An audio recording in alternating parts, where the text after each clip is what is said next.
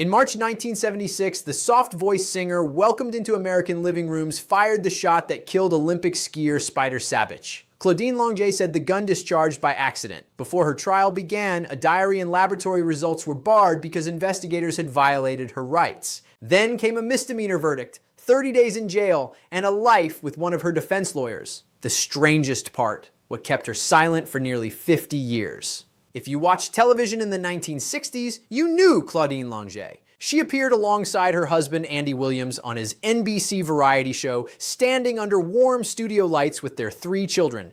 The family looked like a greeting card. Williams was one of the biggest entertainers in the country, and Claudine was the beautiful French wife who sang in a voice so delicate it barely seemed to touch the microphone. Not wide awake.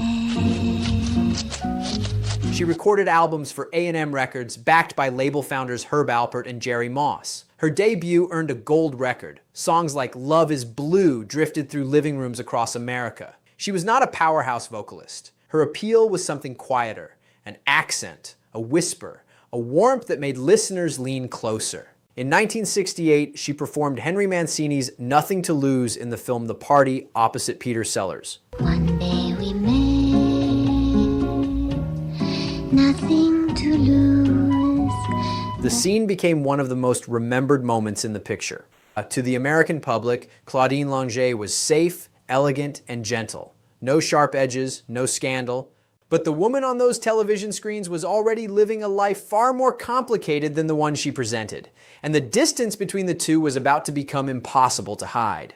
Claudine Georgette Longet was born on January 29, 1942 in occupied Paris. By 18, she had left France for Las Vegas, where she danced in the Folies Bergère Revue at the Tropicana. There she met Andy Williams. They married in December 1961. When the dog bites, when the bee stings. Williams brought her fully into his world. She appeared regularly on his show, recorded for his label connections, and helped raise 3 children, Noel, Christian, and Bobby. They named Bobby after their close friend, Senator Robert F. Kennedy. The 2 families were close, and Claudine and Andy were nearby when Kennedy was assassinated at the Ambassador Hotel in Los Angeles in June 1968. Andy sang the Battle Hymn of the Republic at the funeral. Claudine rode the funeral train to Arlington. Gun violence had already intersected with her public life in the most visible way imaginable. What's the matter? Well, look what it says on these instructions. Place nut A on bolt B as indicated in figure C. By 1970, however, the marriage was breaking apart. They separated that year but did not finalize the divorce until 1975. That 5-year gap matters because during it, Claudine had already moved on to a different man, a different town, and a life that would look nothing like the one audiences remembered. In 1972, Claudine met Vladimir Sabich at a celebrity ski event in Bear Valley, California. Most people called him Spider. He was not a minor figure. Spider Sabich competed for the United States in the 1968 Winter Olympics, finishing 5th in the slalom. He won a World Cup race and became professional skiing champion in both 1971 and 1972. He was handsome, competitive, and famous in his own right. Their relationship moved quickly. What am I going to get for Christmas? Oh, every year we go through the same thing. I'm not going to tell you until Christmas morning. Just like everybody else, you'll find out then. Oh, Andy, come on, give me a hint. A hint? By 1973, Claudine and her 3 children had moved into Sabich's home in Starwood, an exclusive community near Aspen, Colorado. The relationship carried pressure from the start. Claudine was still legally married to Williams during the early years. She had 3 children adjusting to a new household. According to later testimony, by early 1976, the relationship was under strain. Longet admitted she had been considering finding another place to live. Sabich's close friend Bob Beatty later said that Sabich believed the relationship was ending. On the afternoon of March 21, 1976, Spider came home from training at Aspen Highlands.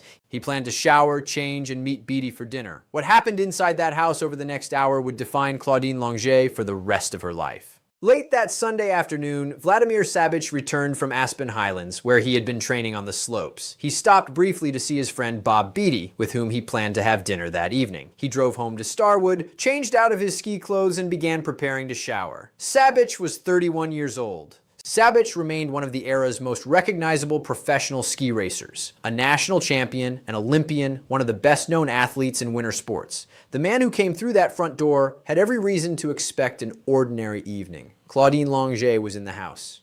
A .22 caliber pistol, an imitation World War II Luger model purchased by Sabich's father, was also in the house. According to court testimony, Longet picked up the weapon. What followed would be told in two very different versions, but on one fact, every account agreed. Sabich was struck once in the abdomen. He lost a significant amount of blood before an ambulance arrived. He was pronounced dead on the way to Aspen Valley Hospital shortly after 5 that afternoon. Claudine rode beside him in the ambulance. She acknowledged firing the shot. That was never in dispute. The question that followed Longet for the rest of her life was not whether she fired the gun, but how and why it happened. And the answer depended entirely on which version of events you believed. When Aspen detective David Garms arrived at the Starwood house, he found Longet and spoke with her about what had happened. According to Garms' later trial testimony, Longet told him she had raised the pistol and playfully said, "Boom, boom," and it went off. Longet's own account was different. She testified that she had found the gun and wanted to understand the safety mechanism. She said she walked towards Sabich carrying the weapon and asked him to explain how it worked. She testified that the pistol discharged while lying flat in her palm, that she never pointed it at him intentionally. She denied the word playfully. She acknowledged saying, "Boom, boom," but insisted the context was not what Garms described. It was a question, she maintained, not a game. Both versions agreed on what followed. Longet testified that she called for help and performed mouth-to-mouth resuscitation. When officers arrived, she acknowledged the shooting and asked that Sabich receive help immediately. She rode with him in the ambulance. Those actions, the call for help, the attempted resuscitation, the request that he be saved, were part of the official record. The difference between those two accounts, playful or not, raised or flat, was the difference between a reckless act and a tragic accident. And it was the question a jury would eventually have to answer. But before any jury heard a word of testimony, the investigation itself had already begun to collapse. Inside Sabich's Starwood home, officers searched the rooms in the hours after the shooting. One of them found Claudine Longet's personal diary inside a closed dresser drawer. This is where the case turned. The officer who took the diary initially said it had been in plain view. That claim mattered enormously. Under the Fourth Amendment to the Constitution, police generally cannot seize private property without a warrant, a judge's written permission, unless the item is already visible and in the open. But photographs taken of the scene contradicted the officer's story. They showed the diary was inside a closed drawer, not sitting on a surface. The diary was taken without a warrant. Investigators obtained a search warrant the following day, but the court ruled that it could not retroactively legalize the earlier warrantless search. Longet's defense challenged the move.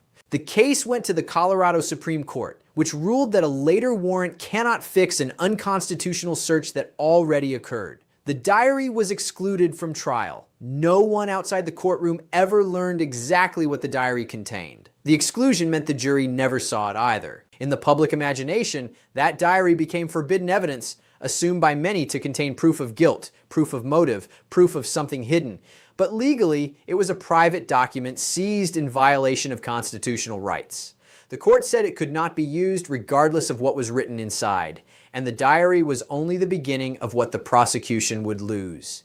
At the hospital, officers told Longet that blood and urine samples would be taken. According to court records, she refused consent. She was told she had no choice. The samples were drawn anyway. Officers and medical staff present at the time later stated they observed no signs that Longet was intoxicated. Nonetheless, the samples were sent for testing.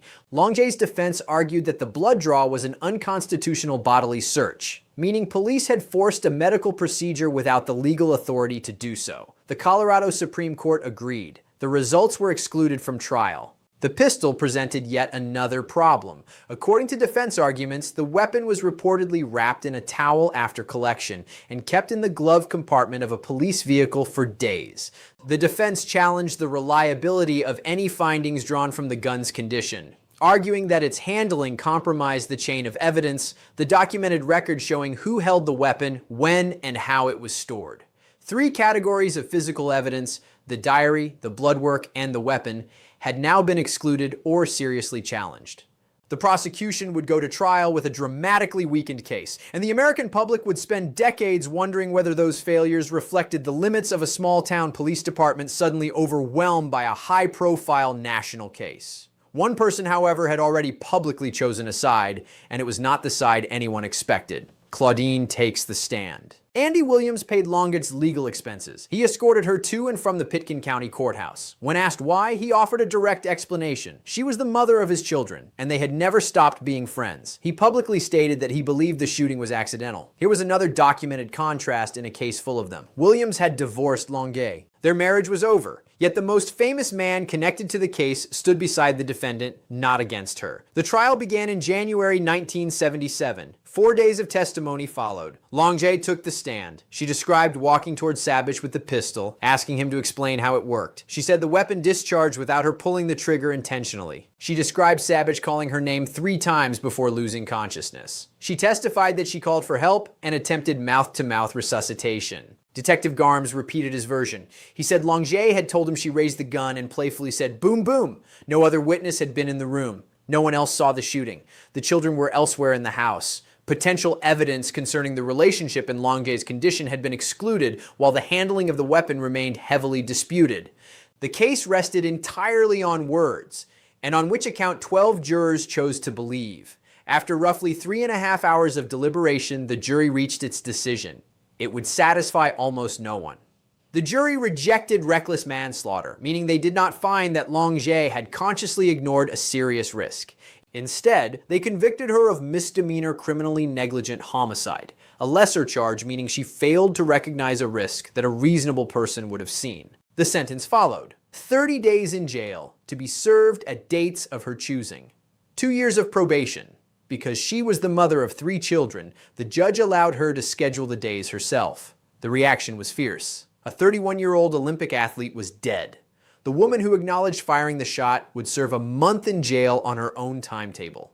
To Savage's family, his teammates, and much of the American public, the sentence did not come close to matching the loss. To those who followed the evidence closely, the verdict reflected what the jury actually received: competing accounts of a single moment with no neutral witnesses, and a prosecution case significantly weakened by the investigators' own documented mistakes. The court docket itself captured the collision of Longet's 2 identities. The case was formally styled People versus Claudine Longet Williams. One name belonged to the entertainment world, the other belonged to a marriage she had already left. Both appeared on the same legal document, but the court's verdict was not the only one that mattered.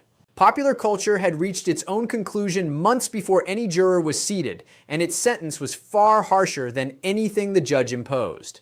1 month after the shooting, nearly a year before the trial, Saturday Night Live aired a sketch called The Claudine Longet Invitational. Written by Michael O'Donoghue, the segment featured Chevy Chase and Jane Curtin narrating ski footage. Each time a competitor crashed, the announcers noted the skier had been accidentally shot by Claudine Longet. The sketch aired before anyone had been tried or convicted of anything. Longet's attorneys sent a cease and desist letter. The following week, announcer Don Pardo read an on-air statement, the first formal apology in the show's history. The Rolling Stones went further. During the sessions for their 1978 album, Some Girls, Mick Jagger and Keith Richards recorded a song called Claudine. The lyrics were direct and mocking. The band removed the track from the original release, reportedly because of legal concerns. It circulated on bootlegs for decades before its official release on the 2011 deluxe edition of Some Girls. Saturday Night Live and the Rolling Stones were 2 of the most powerful cultural forces in America during the 1970s. Their treatment cemented a permanent public narrative. Claudine Longet had gotten away with something. The gentle television singer had become a national punchline. Although Andy Williams publicly defended her, Longet never mounted a sustained public response of her own. That silence was about to become permanent. But first, the story would take one more turn that no one expected. The lawyer and the silence after sentencing, rather than reporting immediately to serve her 30 days, Longet traveled to Mexico with Ronald Austin, one of the attorneys who had defended her at trial. Published accounts reported that Austin was married when his relationship with Longet began. They returned. Longet eventually served her jail time, reportedly on weekends. In 1985, she and Austin married. They settled together in Aspen, the same town where Spider Savage had died. The public reaction was sharp. The woman convicted in the death of her boyfriend had married the lawyer who defended her. No evidence connected the personal relationship to the trial's outcome, but for many observers, it confirmed every suspicion they already held. In 1977, the Savage family filed a $1.3 million civil lawsuit against Longet. The case was settled out of court in 1979. The terms reportedly barred Longet from discussing Savage, the shooting, or the trial. That reported clause may explain more about the next 5 decades than any conspiracy theory ever could. If the terms were as described, the reported settlement restricted what Longet could publicly say about Sabbage, the shooting, and the trial. Every year that passed without her speaking reinforced the assumption that she was hiding something. But the silence may have been contractual rather than confessional, the consequence of a legal agreement, not necessarily a guilty conscience. She stopped recording. She stopped acting. The gentle performer never returned to a sustained entertainment career and largely withdrew from public life. The last secret. For nearly 50 years, Claudine Longet lived behind a wall of reported legal silence while the world filled the empty space with its own conclusions. No memoir was published. No documentary interview was granted. No public statement about the shooting was ever issued after the trial ended. Her last known connection to her former career was a voiceover on a 2003 television biography of Andy Williams, in which she said people still stopped her on the street to say how much they loved the Christmas show. That was all she offered.